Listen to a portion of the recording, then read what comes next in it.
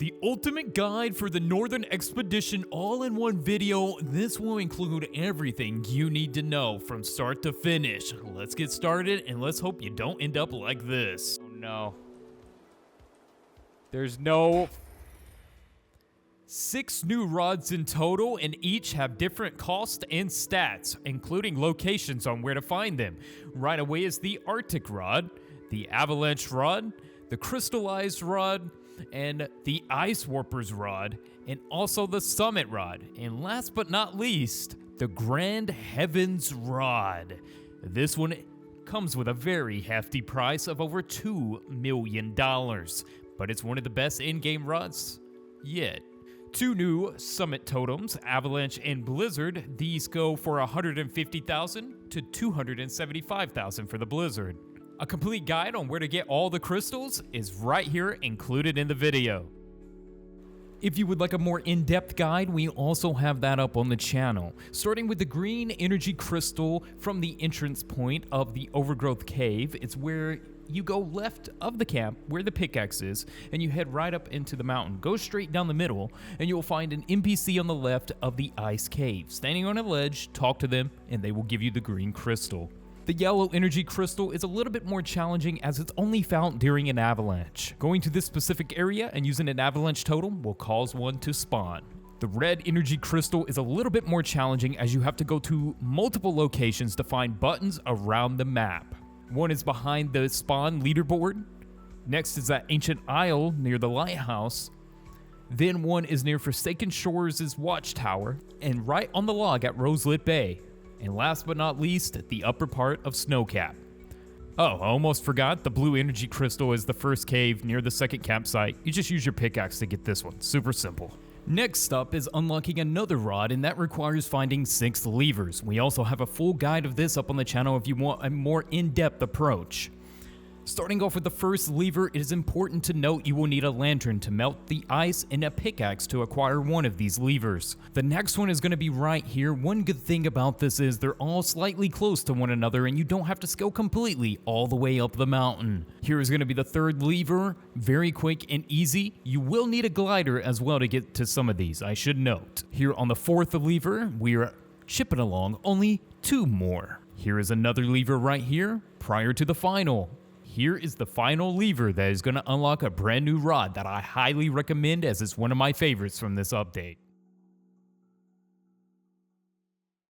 So let's dive in and talk a little bit now. I wanted to go over the primary main sources on how to get the rods at the beginning of this video, where the crystals might be, and comprise to you an ultimate guide. And now I want to give my thoughts on the best rod and what I think about the update in general at this portion of the video. So this is going to be like a live commentary approach of it as we go over some stuff regarding it. So if there's any questions or help you need, feel free to leave them in the comment section below. And if I left anything out of this guide or you have some tips or tricks to give to other players, also post that in the comment section below as it can help someone out there. Now, is there any significant money-making possibilities through this update? Well, some of the rods and the new mutations can aid in giving you a lot of extra money. Some people with the Heavenly Rod already is accessing large amounts of profit through numerous glitches, actually. Yeah, that's right. There's a couple new glitches with the rods that are causing people to make a uproar amount of money that's probably going to get patched in an update or so. But also, guys, the Advent calendar is still in the game, so make sure just on top of this update that you're still collecting your daily Advent to get free new items in game. This is very helpful, and tomorrow we're getting something really cool. I cannot wait for that. But it's almost done though. Christmas is almost here, and wow, what a terrific seasonal update series this has been in Fish. I've loved every second of it, and especially the Northern Expedition, a permanent add to the map, is going to be fun to go back from time to time. Although climbing the summit 1,000 times wasn't that fun, I will admit to that one. But that be the case, you could change your spawn point to the top of the summit or something like that as you want. But one thing I didn't really touch on in any videos right now is some of the seasonal things you can get at the shop. So there is a lot of like specialty things. So limited boats, for example, Santa's jet ski. This was so cool, and I enjoyed this one the best.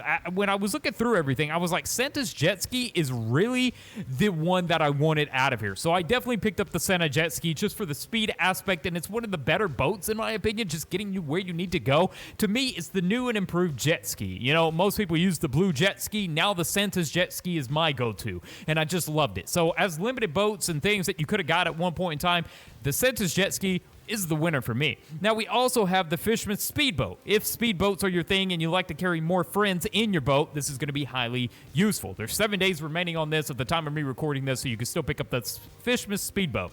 Now, we also have the Holiday Steampunk Ship. I think this is more for a vanity-based aspect. If you want something that just really fits your liking, and this is that, then maybe you're going to purchase this boat. But my overall favorite out of the 3 limited boats is this Santa's jet ski. Going up here, we have limited skins as well. So yeah, let's go up to the limited skins. We got the Frost Mourner. This is 800 Robux, which seems a little bit steep. I'm not going to lie. The Haunting Frost and Sorrow, forged into icy elegance. Then we have the Frost Fang. Ancient power awakens, fangs encased in icy frost. This one doesn't really seem too fancy for me. I'm probably not going to buy it. The Frost Mourner definitely seems cool from what we see here. Next, we have Polar Abyss, chilling depths coverage in a vortex of frost, and that is going to be your 3. Oh, we also got Frost Piercer. I almost forgot this one.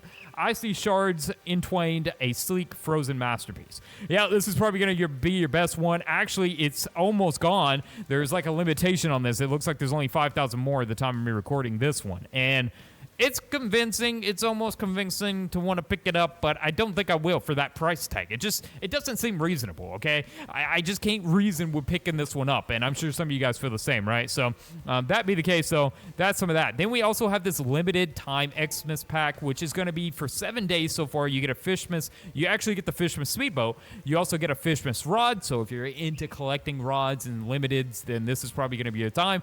Also, the big key thing about this Christmas pack is a 32 times server luck for 1 hour. Yeah, so strategize that out and utilize that to benefit your server and your strategy in money making, XP grinding.